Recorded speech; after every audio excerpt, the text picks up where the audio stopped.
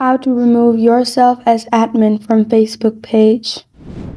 Hi everyone, it's Sophia to assist you today. Without any delay, let's jump right in. First, open Facebook page. Simply click on three lines on top right corner of your screen. Then simply scroll down to settings and privacy. Then click on settings. In settings, you'll find this kind of screen pop up. Simply scroll down. And then click on page setup. In here, click on page access.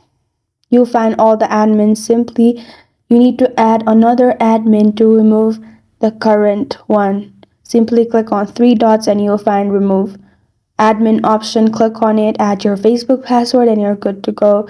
This is how to remove yourself as admin from Facebook page. Thank you for joining me today. If this video helps you out, please leave a like and subscribe for more. Got a question or want to suggest a topic? Comment below. I'm Sophia signing off until next time.